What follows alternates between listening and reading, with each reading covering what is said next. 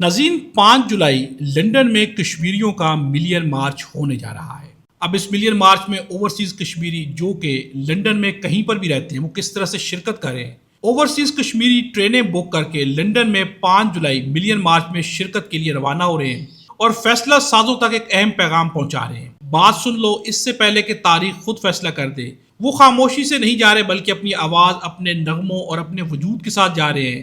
احساس کو حاضری میں اور حاضری کو دباؤ میں بدلتے ہوئے جا رہے ہیں۔ یعنی کہ ٹرین کے اندر سے ویڈیو سامنے آتی ہے جس میں کشمیری نعرے بھی لگا رہے ہیں، نغمے بھی گا رہے ہیں، اپنی آواز کا استعمال کر رہے ہیں۔ وہ بتا رہے ہیں کہ ہم اپنے حقوق کے لیے لنڈن جا رہے ہیں جہاں پر ملین مارچ ہوگا۔ اب اس مارچ کے بارے میں کشمیر کی جو قیادت ہے یعنی عوامی ایکشن کمیٹی کی جو قیادت ہے وہ بہت زیادہ پر امید ہے کہ جس طرح سے یہ ملین مارچ لنڈن کے اندر ہوگا اس سے کشمیر کا موقف پوری دنیا کے سامنے آئے گا اور اس سے عوامی ایکشن کمیٹی کے موقف کو تقویت ملے گی۔ ان کا جو نظریہ ہے، ان کا جو موٹیو ہے وہ زیادہ اسٹرانگ ہوگا۔ اب اس وقت کشمیر کے اندر حالات کیا ہے؟ سینیٹر مشتاق کشمیر کے اندر جاتے ہیں، جب واپس آتے ہیں تو واپس آنے کے بعد وہ کیا کہتے ہیں؟ ان کا کہنا ہے کہ میری ملاقات ہوئی وہاں پہ جو لوکل قیادت ہے راولاکوٹ میں اور جو ان کی سینٹرل قیادت ہے عمر نذیر کشمیری اور خواجہ مہران، ان کے ساتھ میری تفصیلی ملاقات ہوئی۔ اور میں آپ کو بتاؤں جب میں راولاکوٹ گیا تو راولاکوٹ وار زون لگ رہا تھا۔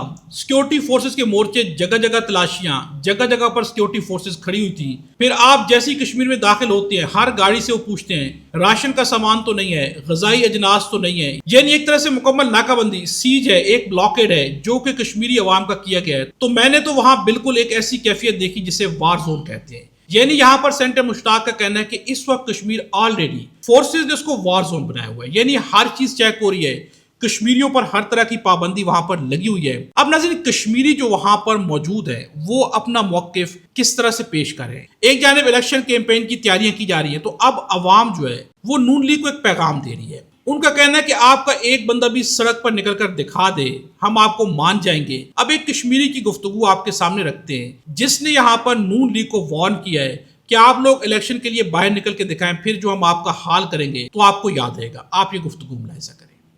زن کرتے ہو تم نے اگر ماں کا دودھ پیا ہے، تمہارے باپ بھی تمہارے پاس آ گئے، رینجر بھی آ گئی ہے، پی سی بھی آ گئی ہے، ایف سی بھی آ گئی ہے، اب دیکھ تمہیں شرم ہے، ماں کا دودھ بھی ہے، سڑک پر کوئی مسلم کانفرنس کا ایک بندہ بھی نکل کر دکھائے تو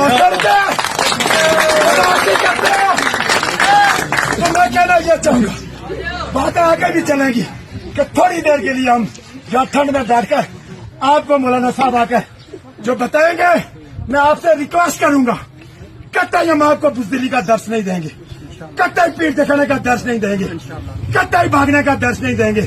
ہم نے یہاں رہنا ہے یار، ہم نے رہنا، ہماری نسل میں رہنا ہے، اتنی بےغیرتی نہیں کر سکتے۔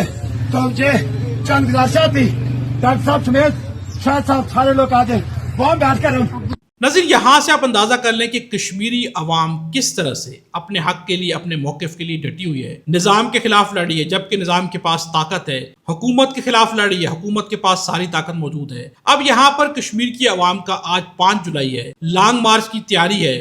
انہوں نے پہلی دعویٰ کر رکھا ہے کہ 5 جولائی کو پورا کشمیر باہر نکلے گا، لانگ مارچ کیا جائے گا، مظفر آباد کا گھیراؤ کیا جائے گا، جس کے خوف کی وجہ سے اس وقت اگر دیکھا جائے تو کشمیر کے حالات میں صاف نظر آ رہا ہے کہ سیکیورٹی فورسز ہو، حکومت ہو، انہیں خوف نے گھیرا ہوا ہے۔